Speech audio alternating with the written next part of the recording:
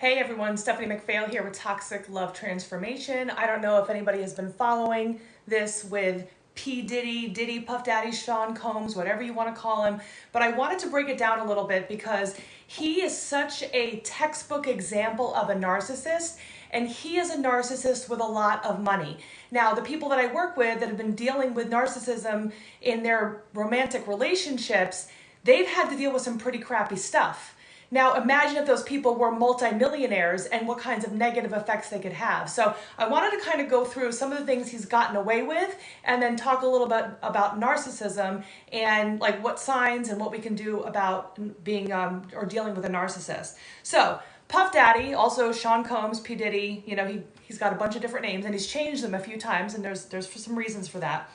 I'm going to start with number one. After he became famous, he actually had he was with Heavy D, so we're going back to the 90s right now, right? So he was with Heavy D, and he worked with a, what is it called? Someone who was, what are they called? Mom brain. Where they get together, the whole party that's going on. The person that he was working with for this event actually oversold the event producer, whatever they're called. They oversold the event, lying and saying that it was for a charitable reason, and it wasn't really that charitable. They oversold it, and 9 people were trampled to death. Okay, so again, we're talking about narcissism on like a much bigger scale. So, and what did he do? He said, "Oh, I'm sorry, it's not my fault, I didn't mean to. It was that other guy," even though he's the one who hired this guy who didn't really know how to plan events. Event planner, I guess is the right word. Next one, he was accused of blowing up Kid Cudi's car. Kid Cudi, another famous rapper, okay? So he gets mad at people and he loses his temper, throws a fit, and then later apologizes for it. This is his theme. Let's see, number 2. Oh, another one, or number 3. He was accused and was guilty of actually assaulting a record producer with a champagne bottle, a phone, a chair, a whole bunch of other things, him and his bodyguards. And he said, and he actually went to court for it in Manhattan, and he apologized, again, saying the reason why he did it is because he was mad at the record producer for showing him in a bad light on a music video. Again, no responsibility for self, blaming everybody else. Next one, Manhattan nightclub. P. Diddy, again, was with his then girlfriend, Jennifer Lopez. 2 people were injured from crossfire from guns. And the guy that he was with got 10 years in jail for the possession of a firearm. And what did Diddy get? He got like a slap on the wrist because it was proven that he was trying to bribe people. So they already knew that, again, not take responsibility. And he, illegal possession of a firearm, and he got nothing. Johnny Cochran was the lawyer at the time that got him again out of something else. And if you remember, this is about the time when Puff Daddy became P. Diddy. So he was no longer, he actually changed his name. And I remember at the time thinking like, wow, how smart is that? So that people don't associate this big scene at the nightclub, because it was all over the news back in the day. People don't want to associate his name with that big scene, so he changed his name to become P. Diddy at that point instead of Puff Daddy. He didn't want anyone to know that he was associated with that. And again, he came out and apologized for his behavior. Another one, this is after this. UCLA football coach. He had an altercation with him. His son had been playing for this team.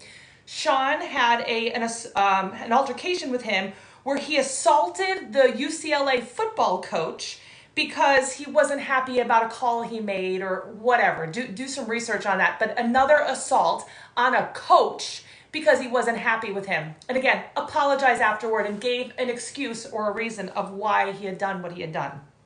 Then his former girlfriend, which is right now what we are talking about, is Cassie Ventura. And Kim Porter has since passed away, but Kim Porter he had dated for a while. She actually accused him of domestic violence, of assault. Nothing ever happened from that. Casey Ventura dated him and had brought him up on assault charges, and everything kept getting dropped. And, you know, and there's all of these allegations about rape and about making her take drugs and making her have sex with other men, like all of these really, really terrible things. And nobody believed her. One that had the money and the power and all that kind of stuff. Again, someone who is a narcissist and has all this access to money and power is a dangerous, dangerous situation. And these women were not believed, even after all of these other things that have happened to them. And now all these other women are starting to come out and say, hey, we've been assaulted by P. Diddy also. And even his bodyguards have been coming out and saying there's been some pretty crazy things going on with him assaulting people and, you know, raging and all that kind of stuff. And then what was the next? Oh yeah. So, and then of course, there's all the sex trafficking. So all of this came about because if you remember a few months ago, they raided his home, his mansion, because he was brought up on charges of sex trafficking. And when they raided his home, they found this video right over here of him actually assaulting Casey Ventura. When again, nobody believed her, even though there was a video out there. And the hotel got it all on footage. Nobody at the hotel did anything about it. They allowed him to beat her up. Again, he was allowed to do whatever he wanted.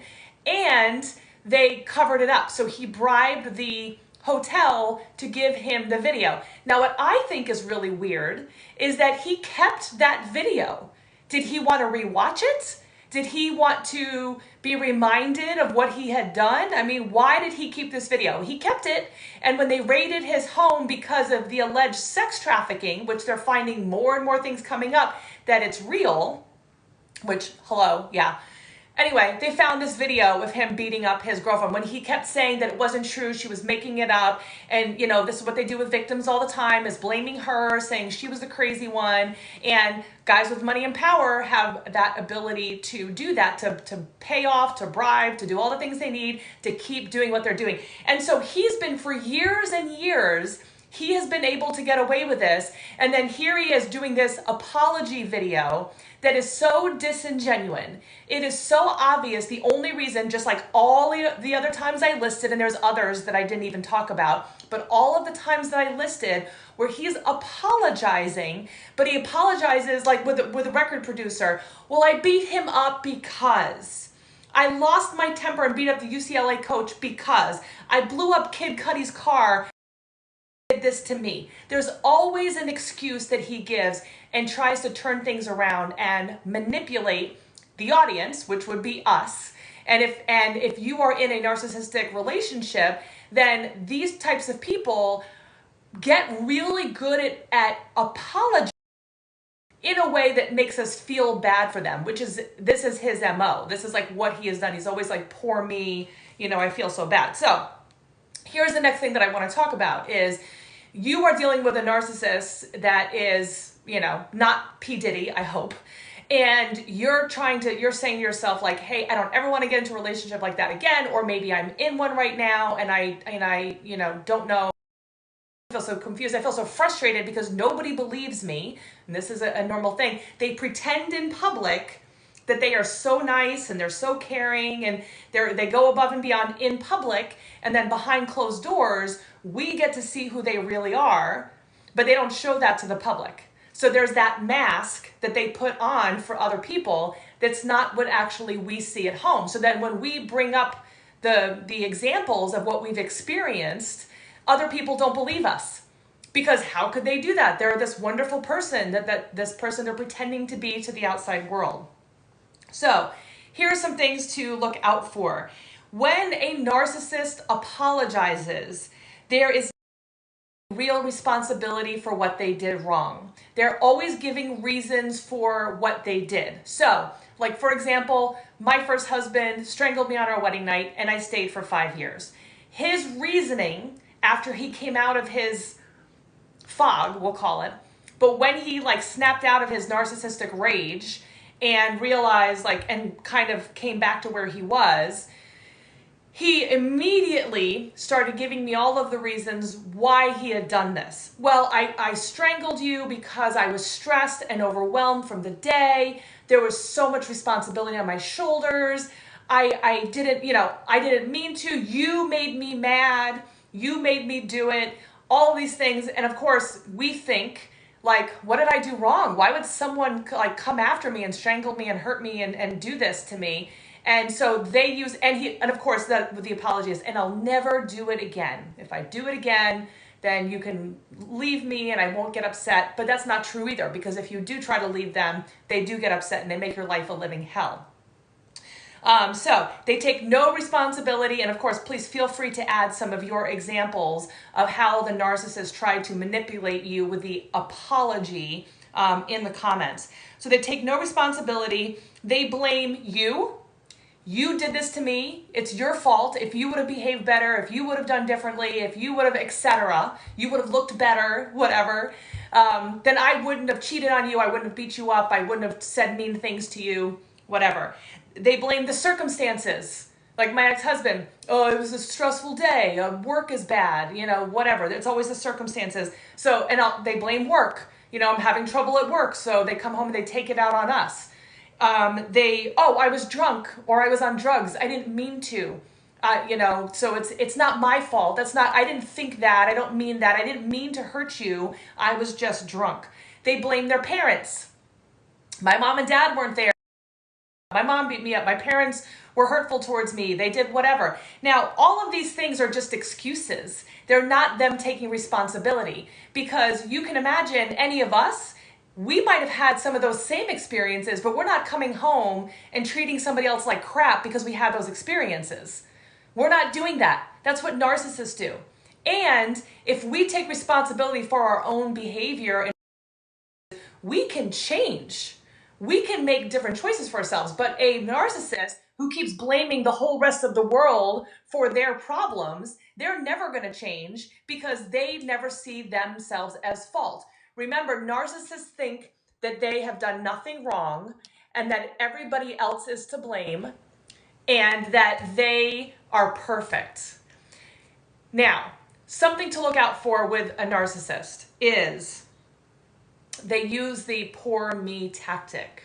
So they love that. They love telling people about how the world has been mean to them in some way, shape, or form. And for us helpers, we're the bleeding hearts. But we also, and we can fix that with fixing our boundaries and all that kind of stuff, okay? So don't worry, there's ways out of this. It's not like we have to get sucked into any of this stuff. But us bleeding hearts, the people pleasers, the do-gooders, all that stuff, we hear these kinds of stories, and the poor me tactic works really, really well because we feel bad for them.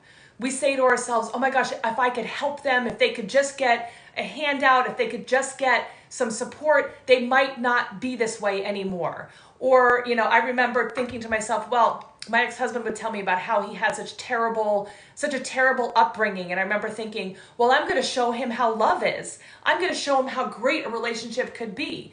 And so instead of, when we haven't healed ourselves and we don't have our own healthy boundaries, then we lean into that. We come and we want to be the helper and the fixer and the saver. Now, when we start to work on ourselves and our healthy boundaries and all that kind of stuff, we see that kind of behavior for what it is, and that pushes us away.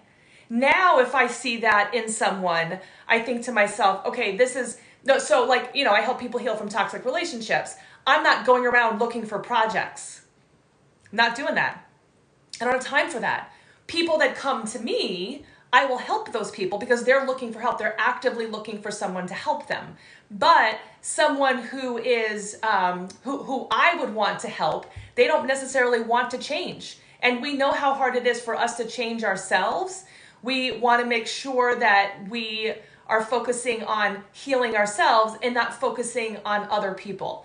So again, it's so hard to work on us and fix ourselves. Why did we ever think else? So if we're falling in and we're getting sucked into that poor me tactic, then we have to see it for what it is. They're doing that to manipulate you into getting you, because narcissists love people that make them feel good. So if we are getting sucked into the poor me, and we're going and telling them how great they are and how wonderful life can possibly be, and we give them all of this attention, the narcissist loves that. They're like, ooh, all this attention, it's all about me, because that's all it is. They're looking for someone to make them feel good, and they're also looking for someone to make them feel look good as well. So if you are, which, let's talk about a guy, because we're talking about P. Diddy, and I work with mostly women, I work with men too, but we're looking at like the arm candy. So the guy in this example wants an attractive woman who does well for herself, who's successful, who's got it together, but maybe has poor boundaries. And she doesn't know when to stop, which is something that successful women we do, is that tight, trying to prove that we are worthy. We try to prove that we know what we're talking about, and that we've made the right decision. So we don't necessarily know when to let go, which makes us really good in the business world or at our job, but it's not so good when it comes to relationships. So again, we need to have those healthy, and that we can work on ourselves. So falling into that poor me technique and realize that the narcissists use, and we can protect ourselves by really having healthy boundaries so that we are no longer attracted to people that are looking for help. Like, we can be friends with them, and that's to an extent also. We don't want all of our friends to be the needy types either. We want people that are there to help us, just like we're there to help them. That's what healthy relationships do. It's a back and forth. Narcissists, again, will always make it about them, and they will not take responsibility for themselves. All right, what else was I going to say? Here is the other part that I wanted to add on to there. Narcissists always will... They're going to love bomb. So they find that person that they find attractive, whether it's because of, and maybe it's all of the above. Maybe they have a great job. Maybe they make them look good. Maybe whatever. They're attractive to them. And then they do everything they can to try to break this person down. Because once they have this attractive person that's doing well for themselves, looks good to them, that's nice to them, then they start to feel bad about themselves. And that, they don't like that. They don't want someone that they're gonna feel bad around. So instead of trying to level up, which is what you would do if you're trying to make yourself better, if you're feeling badly, try to work on yourself. A narcissist is gonna do everything in their power to try to bring the other person down, make them feel bad. Now, for us, we start to see that, and we try harder. Because we love this person. We're in a relationship with them. Why would they say these terrible, mean things if it wasn't true? Maybe if I change this, now this is someone with poor boundaries, and we got to work on your self-esteem and all that kind of stuff. But if I tried harder, then maybe they would, maybe if I could change this thing about myself, then they won't be so mean to me. Then all of this time and effort will be for a good reason. So part of their tactic is to try to make us feel worse about ourselves. And if we haven't healed in between relationships, or we haven't healed those childhood wounds, I don't care how famous you are. I mean, Cassie Ventura, she was famous in and of herself. She was rapping, she was doing all sorts of other things without P. Diddy in the picture. And so here she was, the successful woman who had this guy who was physically, sexually abusing her, and she wasn't leaving, because he knew what to do to manipulate and make her feel bad and have power and control over her. So nothing is ever related to the amount of money we make or anything else like that. It's always about the narcissist, the abusive person that wants power and control over the other person, and they know exactly what things to manipulate to get us sucked in more. As professional, successful people, we are very used to figuring out the problems, or solutions to the problems, I should say. So when we get sucked into this narcissist, our brain automatically wants to go into problem-solving mode. He's treating me badly, or she's treating me badly, because men and women could be narcissists. It's just we're talking about P. Diddy, so I'm saying he. But we can get sucked into those relationships more easily because we're problem solvers. We automatically want to figure out the problem, and then we don't want to feel like we wasted time or like we made a mistake. And that's tough because we don't necessarily know when to stop. I always say, professional women, we are like pit bulls. We hold on tightly and we don't necessarily know when to let go. But if you are feeling less of yourself, if you're not feeling good enough, if you're feeling like you're always trying to prove yourself, you're trying to force the relationship, you're trying to make them happy, you're making excuses, you're covering up, you don't want other people to know what you're dealing with, you see them have a mask, like P. Diddy, have a mask in public, and they're one way behind closed doors, or a different way behind closed doors. All of these could be signs that you're with a narcissist. So, saying all of that, you really want to make sure that you are, and hopefully this is helpful, like leave your comments down below. I'd love to hear what your thoughts are about all of this, because again, this is a great example of a narcissist dealing with P. Diddy, but it also is shining a light on how common this actually is. How many of us, I felt so alone. I felt like nobody knew. I felt like nobody understood. I was embarrassed. I was ashamed. I had all this guilt. I had all of these different things. And because I was successful and professional, in my life, I didn't want other people to know that I was going home to an abusive partner. I didn't want anyone to know, because what if they didn't believe me? Or what if they thought that I wasn't good enough anymore because I had chosen this terrible partner? These are the kinds of things that we get sucked into when we're dealing with these types of toxic people. So I want you to know that if it can happen to Cassie Ventura with someone like P. Diddy, it can happen. And the important thing is to remember that we can heal. We can work on ourselves. And I'm going to just say this too, because of course the Micah Miller thing and all of the different stuff that's going out in the news, it is shining a spotlight on how common abusive relationships are and how common it is for things to be covered up. So ladies, gentlemen, whoever's in a toxic relationship, it is important for us to heal so that we can step into our best versions of ourselves and we can live our best lives for us, not for everybody else. But I'm going to add another layer on here. It's also super important because if we heal, then we can inspire people who are still stuck to heal as well. We can inspire other people that like, hey, Stephanie got out. Hey, Cassie got out. Hey, all of these other people got out. Maybe I can. So the more of us heal, the more of us create our best lives, the more of us step into our purpose and do all the great, amazing things we were put here to do, which is not dealing with a crappy person like this for our whole lives, because that drains us of our energy. But if we were put here to do the things that we were, or if we do the things that we were put here to do, we're going to do amazing, wonderful things. And we're going to inspire other people. And we're going to believe when other people are in these types of relationships because we've experienced, so we can empathize and we understand what that's like. So this is us banding together so that we can heal and that we can get other people out as well. Because the more we talk about it, the more we're open about it, the more that we heal, the better chance that other people have of also healing and also creating their best lives. So I would love to hear your thoughts in the comments. Please make sure that you share. Again, this was just a great example. I had to jump on all, early in the morning, no makeup, all that. I wanted to just jump on and share my thoughts about P. Diddy because it's such a good example of a narcissist with power and really about how us, the regular people, how we have to deal with or how we deal with narcissists and how we can spot them but also heal. So hopefully that was helpful for everybody. Again, put your comments in there. If you have not followed me, I'm on all of the social medias, whether it's Stephanie McPhail or Toxic Love Transformation or even Being Loved Shouldn't Hurt. And of course, if you have not checked out some of the resources that we have, go check out some of those resources. We've got some free resources, some paid support there for everyone to be able to heal and create their best lives. So on that note, have a wonderful rest of your day. It's great hanging out with all of you. And never forget, you are way stronger than you realize. See you next episode. Bye, everybody.